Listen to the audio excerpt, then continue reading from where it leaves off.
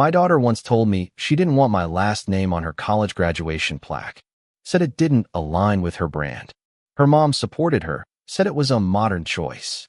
I swallowed my pride and still paid her final tuition. Years later, she called in tears after being rejected from a job. She needed my help. What happened next changed everything. I will tell you. First, if you enjoy stories like this, you want to be part of the 10% of our viewers who click on the like button. This really makes us happy. If you are yet to subscribe to our channel, kindly support us today by subscribing to this channel. This helps us to bring you more beautiful stories. It will be great to tell us where you are watching us from in the comments section. Now let's get into the details of the story. My name is James Holloway, and I used to think being a good father meant keeping quiet about the hurt. I thought if I paid every bill on time, showed up to every parent-teacher meeting, and stood at the back of every recital clapping like hell even when no one else did, I'd earned something that lasted. Not a trophy or a thank you card, but a legacy, a name that meant something to my daughter. But somewhere along the line, my name, my actual name, became a liability in her eyes, a blemish on the brand she was trying to build. She told me this over a lukewarm dinner at a chain restaurant near her campus, the kind of place I picked because I knew it wouldn't break my already bleeding wallet.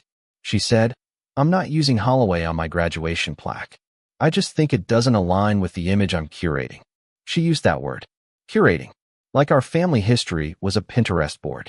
Her mom nodded like it was a TED Talk. "It's a modern choice, James. You have to understand the world she's stepping into." I didn't say a word, just chewed my overcooked steak and nodded while something in me quietly died. The thing about swallowing pride is that it doesn't get digested. It just sits there, undissolved, weighing down everything you try to feel afterward. I paid her final tuition check 2 weeks later.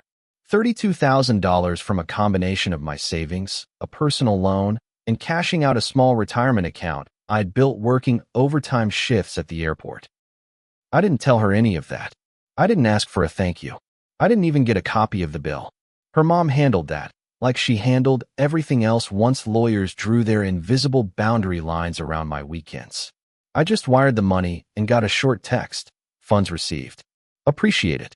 That was my reward for 22 years of being the first call when her car battery died and the last person she wanted to sit next to in public. That was the thanks for every time I stitched her soccer cleats with fishing line because she said she liked the way they fit too much to throw them out. But she didn't want my name on her future, just my money in her past. It wasn't about ego, at least not at first. It was about this ache I couldn't explain. I would have been fine if she said she wanted to hyphenate it, or even if she just wanted to use her mom's name for aesthetic reasons. But the way she said it doesn't align with my brand. Like I was some cheap, embarrassing product from a discount shelf. I wasn't a man anymore. I was a marketing problem. And watching her mother encourage it, as if abandoning your lineage was just good networking, made me realize how far gone they both were from the values I held on to all those years. Quiet strength, loyalty, sacrifice. Those weren't just words to me, they were decisions. Daily ones. Like choosing to take the night shift on her birthday, just so she could get the iPod Touch she wanted. Like choosing to drive 4 hours back from work just to see her prom dress before she left with a boy I didn't even get to meet. Graduation day came and went without an invitation. I waited for one. I kept my phone volume on high, checked my email obsessively, even called her once under the excuse of confirming her mailing address for a gift. No reply. I watched her ceremony online, through the university's live stream. I saw her walk across that stage in heels I didn't recognize, with makeup that made her look like a stranger. The announcer read her name, first and middle only. No last name at all. A branding choice, I guessed. When the camera panned to the crowd, I saw her mom in the third row, smiling, clapping like the world owed her something. I sat alone in my kitchen, phone propped against a half-empty coffee mug, a frozen pizza in the oven burning around the edges. I didn't cry, not because I wasn't hurt, but because I'd already done all my crying over her back when she stopped calling me Dad and started calling me James during arguments. I didn't post anything, didn't text her, just closed the tab, finished my burnt dinner, and went to bed. That night, I wrote her a letter I never sent. 3 pages long, typed. I told her everything I wanted to say, that her name was never just mine.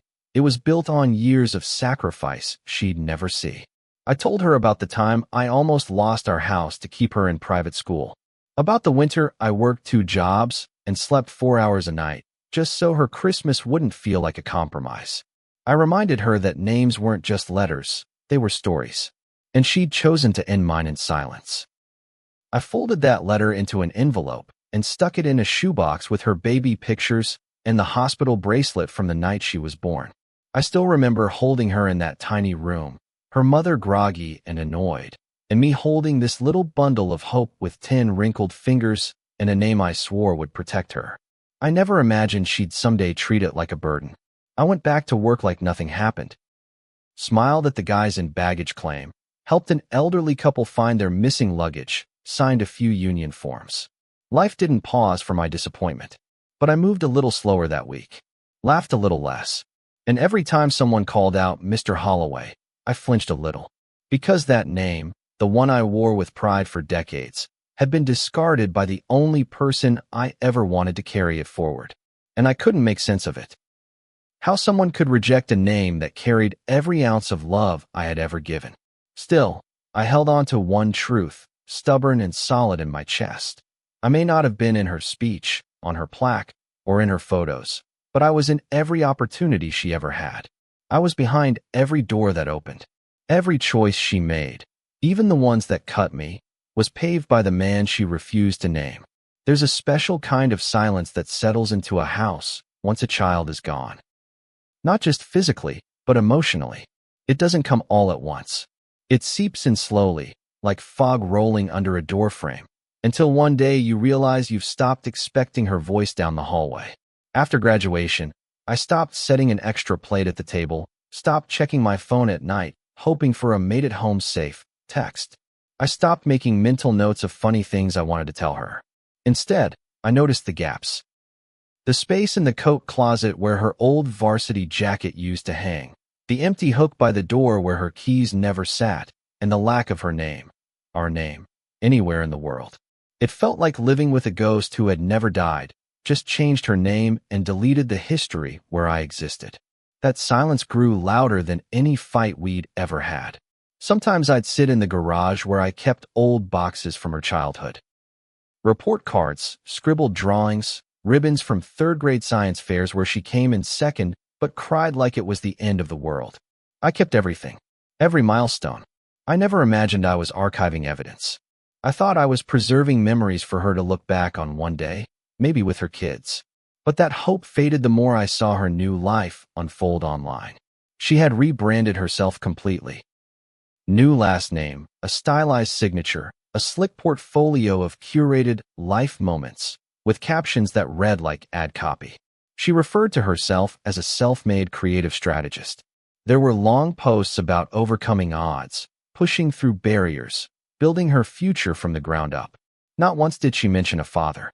Not once did she acknowledge the man who taught her how to parallel park or who stayed up till 3 a.m. editing her college essays because she cried over a B+ in AP Lit. What gutted me most wasn't just being left out, it was being erased. There's a difference.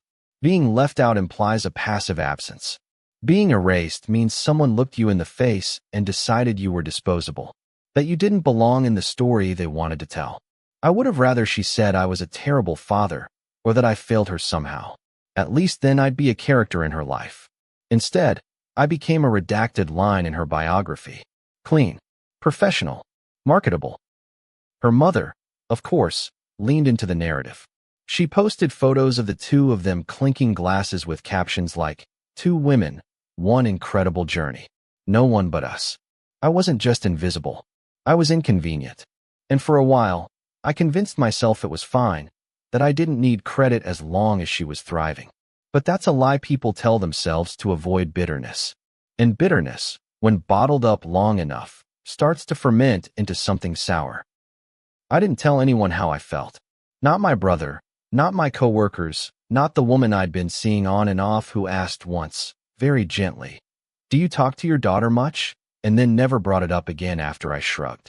I kept it all in because admitting it out loud felt pathetic. like I was begging for recognition from someone who had already made it clear I wasn't part of her picture. I think that's the worst part of being a parent. You love someone so much that even when they break your heart, you still want to protect them from the consequences of their actions. So I stayed quiet. I watched from the sidelines. And every time she posted a new accomplishment, a podcast interview, a panel at a conference, a photo shoot, I clicked, like, from a burner account she didn't know about. Pathetic, right? A grown man lurking behind fake profiles just to feel a part of his daughter's life. But when all you have left is scraps, you learn to be grateful for crumbs. She didn't come home that summer. Didn't even text to say she wouldn't. I found out she moved to a bigger city from her LinkedIn update. The profile listed internships I didn't know about, mentors I'd never met, and not a single mention of the university I nearly went broke sending her to. She reworded it as trained under leading industry voices. I was tempted to message her and say, "Did one of those voices sell their car to cover your rent that summer you studied abroad?" But I didn't. I just stared at the screen and imagined what it would be like to be interviewed about my life, to be asked, "What are you most proud of?" and to say, without a hint of irony, "My daughter," while knowing she'd never say the same. Then came the mail. One afternoon in August, a thick white envelope arrived addressed to her. I hadn't changed my address in the alumni records, so the university sent it here. It was a commemorative plaque, sleek, gold-rimmed, elegant, a display of academic achievement meant to be framed and hung somewhere prominent. I didn't open it at first, just stared at it on the counter for hours. When I finally did, I stood there in the kitchen, holding it under the fluorescent light like a delicate artifact. Her name was etched in clean, bold letters, first and middle. No last name. No acknowledgement of who raised her, who paid for it, who made sure the lights stayed on and the textbooks were bought. Just a floating identity, polished and hollow. I didn't cry. I didn't rage. I just slid it back into the envelope and placed it in the same box where I kept her old artwork and that unsent letter. Another artifact. Another ghost. That night, I stood in front of the bathroom mirror and looked at myself. Really looked. 52 years old. Graying at the temples. Calloused hands. Slight limp from a bad fall during a stormy night when I still worked double shifts. And I asked myself the question no parent ever wants to admit. Was it all for nothing? Had I poured decades of my life into someone who would spend the rest of hers pretending I didn't exist? The thought haunted me, not because I needed her validation, but because I didn't think I needed anything from her. Until I realized I'd spent the last 10 years hoping she'd finally look back and say, "It was you. You were the reason." But that acknowledgement never came. Not even close. It was a Thursday when she called. Early evening, late summer, that kind of day when the sun hangs low like it's reluctant to leave. I had just gotten home from a long shift and was balancing a plastic bag of groceries on one arm while trying to shove my keys into the lock with the other. My phone buzzed, and when I saw her name flash across the screen, I froze. Not because I was afraid. God knows I'd had time to build my emotional armor, but because her name showing up unannounced was rarer than rain in July. No text first, no email heads up, just her name and that ring. I let it go to voicemail, not out of pettiness, but because I needed to breathe first, to brace myself. I put the groceries down inside, kicked off my shoes, and let the house settle around me before I hit play. Her voice came through the speaker, shaky and raw in a way I hadn't heard since she was 12. "Hi, Dad. I don't even know if this number still works or if you'll want to call me back, but I didn't know who else to talk to. I messed something up. I interviewed for this job, and they asked about gaps in my resume and all these missing pieces, and I realized I left you out of everything. Of everything. And I'm sorry. I wanted to build something on my own, and now I don't even know who I am. Please, can you call me back?" There was a pause at the end, like she wanted to say more, but her voice cut out with a choked breath. And then it was just silence again. I sat there, staring at the phone in my palm, feeling a heat rise in my chest I couldn't quite name. It wasn't anger, not exactly. And it wasn't joy either, hearing her finally admit the weight of what she'd done. It was something worse, something murkier. It was like being handed a medal for a war I never knew I was fighting. I played the message again. And again, not because I didn't hear it the first time, but because some part of me didn't believe it was real. That the same daughter who'd curated her life down to every filter and font style was now unraveling because someone saw through the gaps she thought she'd neatly covered. I didn't call her back. Not right away. I sat with it for 2 days. Not to punish her, but because I needed to decide who I was to her now. A helper? A lifeline? A name to fill a hole on a resume she'd spent years pretending was never mine? The irony wasn't lost on me. She'd spent so long building a narrative around being self-made that she forgot the foundation she stood on had my fingerprints all over it. I paid for her to learn to speak eloquently, to dress professionally, to pitch herself with confidence. And now she'd pitched away the very man who made that possible. And only when the story cracked did she remember the editor she left behind. When I did call back, it was late. I figured she wouldn't answer, and I was half right. It rang twice before going to voicemail, and I said what I needed to in just a few sentences. I got your message. I'm glad you're thinking about what matters. I'm not angry, but I am tired. Call me when you're ready to talk like two adults, not like a brand and a ghost. I hung up. No flourish. No emotion I didn't mean. Just facts. And I meant every word. I didn't want to be her therapist, her rebound from rejection.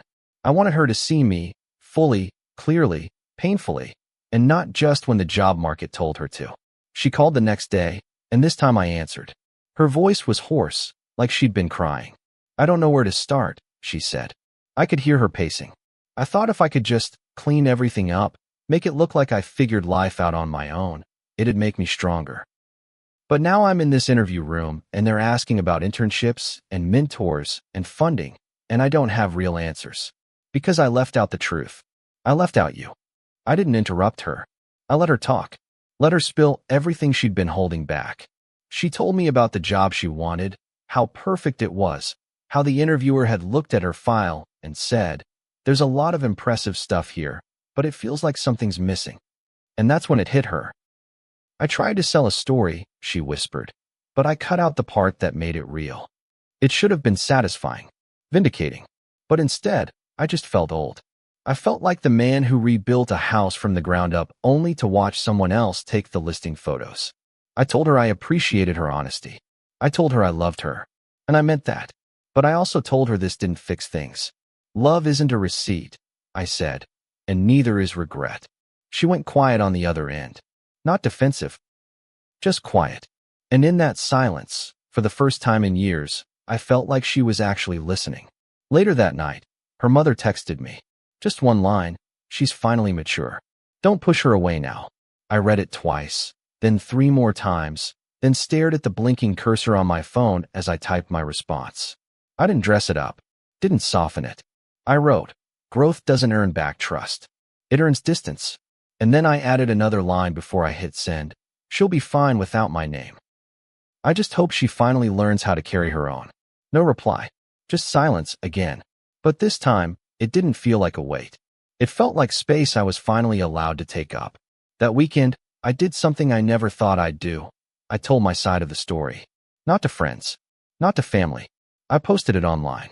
A long, carefully written post about a father who paid for a future he was never allowed to be part of. I didn't name her. I didn't shame her. But I told the truth. I told the world that I was never invisible. I just kept receipts. Not to humiliate her, but to remind myself, and maybe a few other parents out there, that love without recognition becomes a kind of grief. And we all deserve to be remembered for the parts we played, especially when no one clapped. I didn't expect the post to go anywhere. I wrote it like a man writing in a journal he doesn't plan to show anyone. Raw, personal, and just polished enough to carry the weight without falling apart. It wasn't rage-driven, and it wasn't some dramatic tell-all.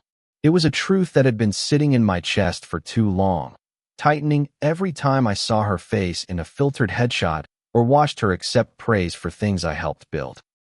I titled it, The Man She Left Out, and I told the story the way I lived it, quietly, fully, and without begging for sympathy. I talked about tuition checks paid in silence, about empty chairs at graduation ceremonies, about a name that was deemed off-brand. I didn't ask for applause. I just needed a witness. Because for 22 years, I'd been one for her. It was time someone saw me too. The post stayed up overnight before I thought twice about it.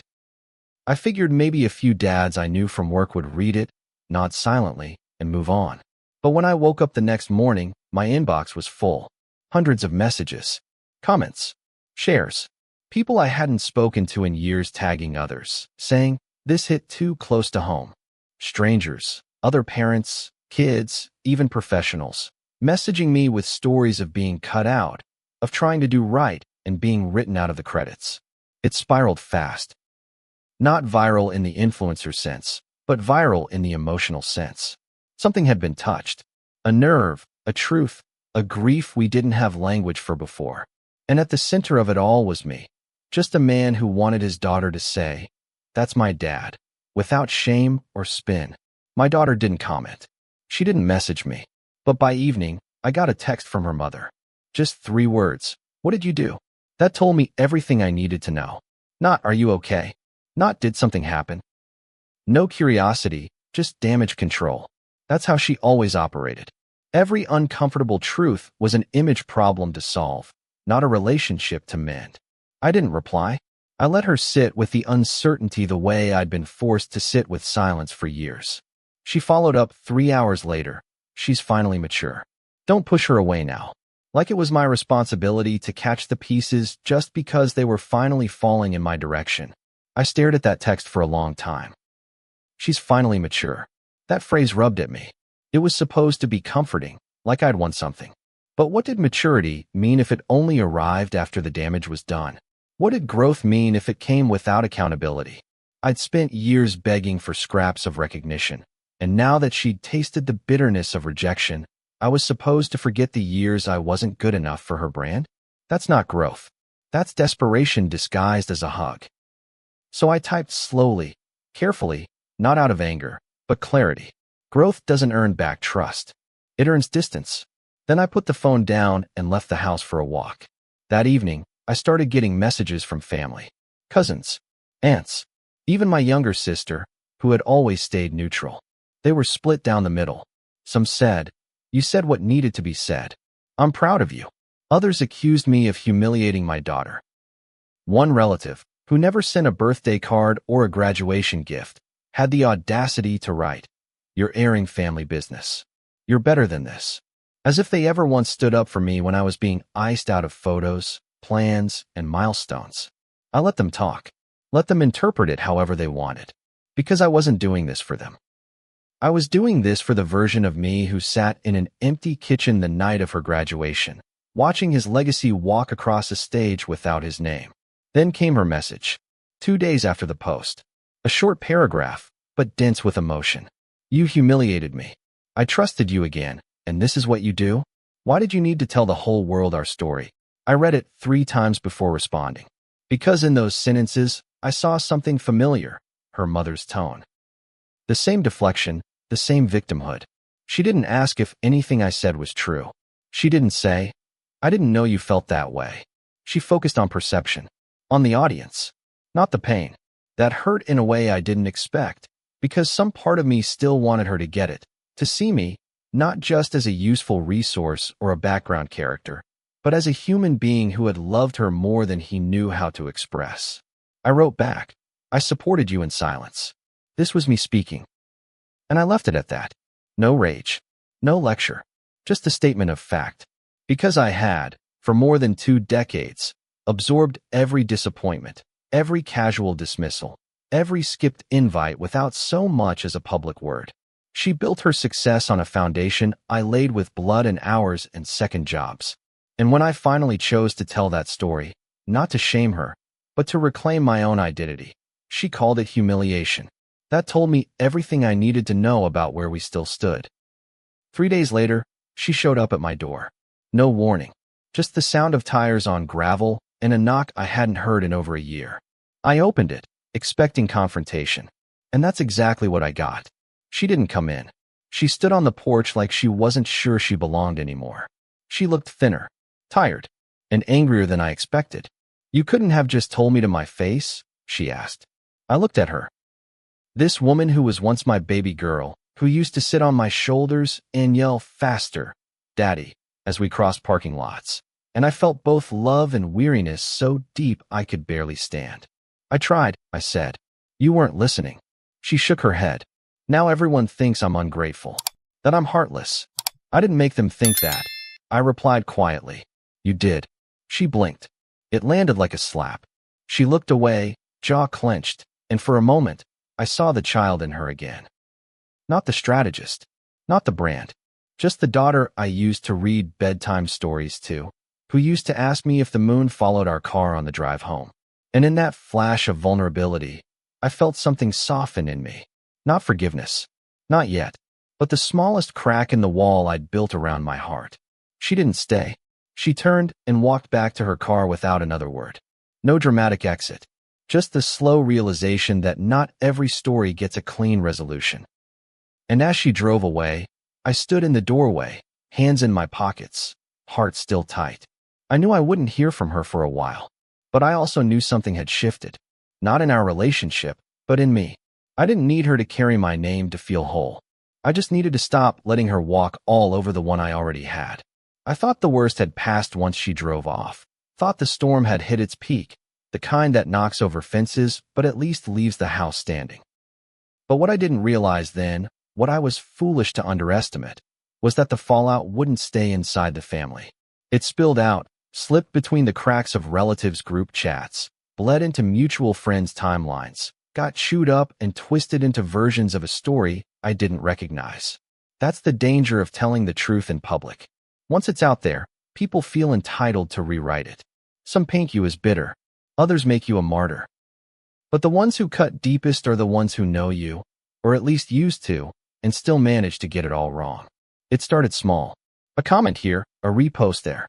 A few people shared the post with heartfelt captions, saying things like, "Parents deserve credit too," or "This hit me in the gut. Thank you for saying it." But then came the other wave. The cynical ones. The judgmental cousins who hadn't spoken to me in years, but suddenly had plenty to say about my parenting choices. One of them, Andre, my sister's middle son who'd barely held a job longer than 6 months, posted a TikTok the next morning. In it, he read snippets of my story with over-the-top dramatics, then cut in with, "So your daughter got successful, and now you want attention? Nah, this sounds like a you problem, big guy." That video got over 40,000 likes in 2 days.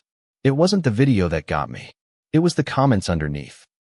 Hundreds of strangers who didn't know my name, didn't know how many Christmas mornings I spent alone after the divorce, didn't know how many nights I worked shifts while sick just to cover tuition, judging me like I'd written some villain's monologue. This dude sounds insecure.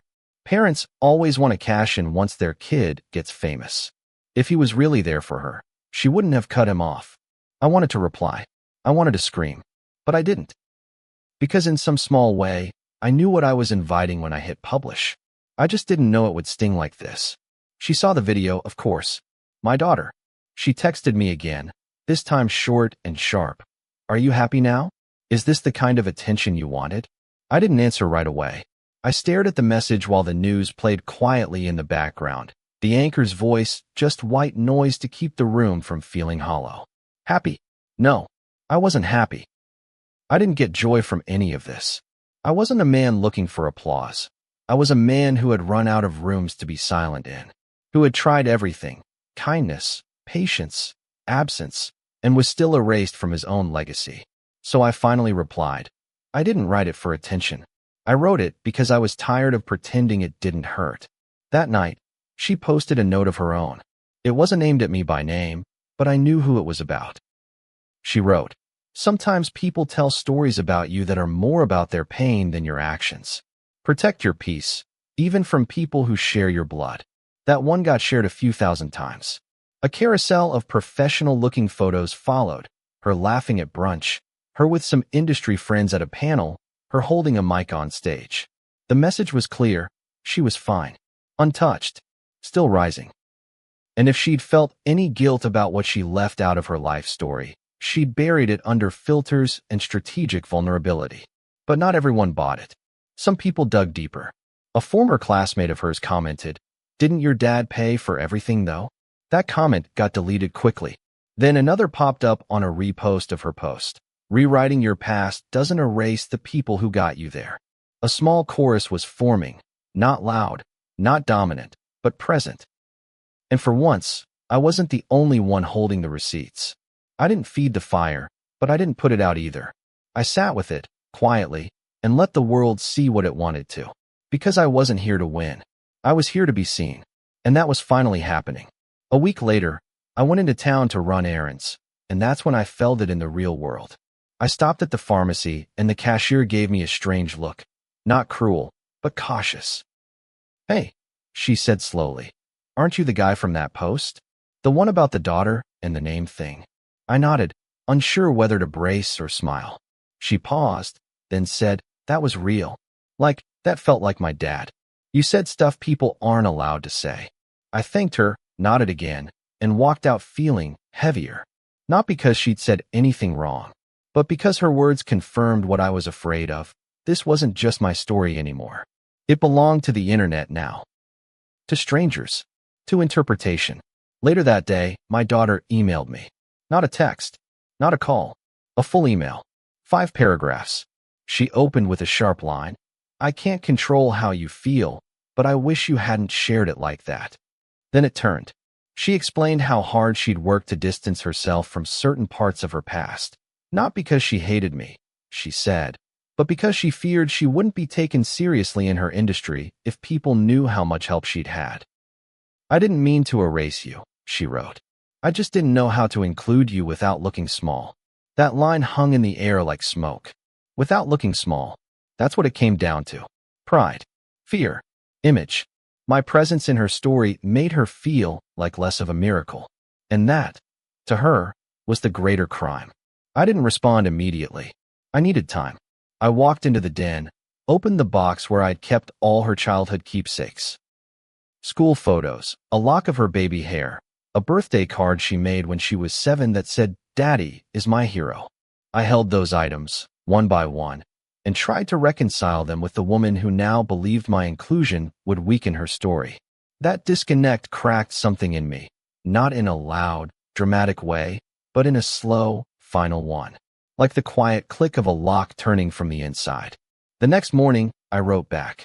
Not 5 paragraphs, just one. I was never trying to take credit. I just wanted not to be erased. I hope one day you'll understand the difference. And then I signed it simply, Dad. No bitterness. No further explanation. Just the title she tried to drop, and the one I still carried. The days that followed felt quiet, but not in the way they used to. It wasn't the suffocating silence of being ignored or left out, nor was it the strained hush that comes after a fight when both sides are too proud to speak first. This silence was something else. Settled, almost sacred, like the world had finally stopped spinning fast enough for me to stand still and look around. I wasn't waiting anymore. Not for an apology, not for recognition, and certainly not for permission to feel what I felt. For the first time in years, I had said what I needed to say, not in anger, but in truth. And the world hadn't ended. My daughter hadn't collapsed under the weight of it, and I hadn't regretted a word. But that doesn't mean I wasn't still grieving something. Because the truth is, even when you let go of the need to be understood, there's still a part of you that aches for the version of things that could have been. The version where your child grows up and looks back and says, "He did everything for me, and I never once doubted it." I used to dream about that moment, not in a selfish way, but in the quiet, tender way only a parent does. The kind of moment where everything unravels, and they finally see you not as an obstacle or a stepping stone, but as the beginning of everything. That moment hadn't come, and maybe it never would, but I had finally stopped bending myself into knots trying to make it happen. About a week after I sent my reply, I got a package in the mail. No return address, but I recognized her handwriting right away. Tight, careful, with those little curved tails at the end of every letter. Inside was a letter. Not typed. Handwritten. 5 pages on heavy paper that still smelled faintly like the vanilla lotion she used as a teenager. I sat down at the kitchen table and read it slowly, letting every sentence sink in. She didn't apologize, not directly, but she didn't deflect either. She told me she'd spent the last few weeks thinking hard about everything, about how much she'd wanted to be seen as independent. about how deeply she feared being seen as the daughter of someone, as though her identity would shrink under the shadow of my name. I was scared, she wrote. Scared that if I said how much you did for me, people wouldn't take me seriously. I wanted to be the whole story, not a continuation of yours. She told me she'd watched the video her cousin posted and hated how small it made everything feel, how performative it all became. This was never supposed to be a public feud, she wrote, but maybe it had to be, because I wasn't going to listen otherwise. She didn't ask me to take the post down. She didn't demand that I help her clean up the mess. Instead, she ended the letter with something that stuck with me longer than anything else she wrote. I think I forgot that the name I dropped came with more than just letters. It came with a man who never left. And I'm sorry I made you feel like a ghost. Tucked behind the letter was a folded sheet of paper, a printout of a revised version of her resume. Right under her name, first, middle, and now last, was a brief bio. And there, in black and white, I read the words, daughter of James Holloway, an airport worker, self-taught writer, and the man who showed me how to keep moving forward, no matter who tries to cut you out of the story. I stared at it until my vision blurred. Not because it was grand, not because it was public, but because it was real, quiet, honest. It wasn't a performance. It was her voice, stripped of branding, finally reaching for mine. I didn't call her. I didn't rush to reply. I folded the letter carefully and added it to the same box where I'd kept everything else. But this time, it didn't feel like I was preserving a memory. It felt like I was closing a chapter, not with bitterness, not with triumph, but with peace. Later that week, I made a small plaque, just for myself. I ordered it online, had it engraved in simple black lettering, and screwed it into the wall above my writing desk. It said, James Holloway, father, provider, witness. No one clapped when I hung it. No cameras. No applause. Just me and the sound of the screwdriver turning in the wall. But I stood there for a long time after it was up, letting it settle in. I wasn't invisible. I never had been. I had always been there. Behind the tuition checks, the quiet sacrifices, the forgotten rides to school and back. And now, in my own space, I finally named what I had been all along. A few days later, she sent a follow-up message. A photo of her desk with a nameplate that read Holloway. No caption, just the image.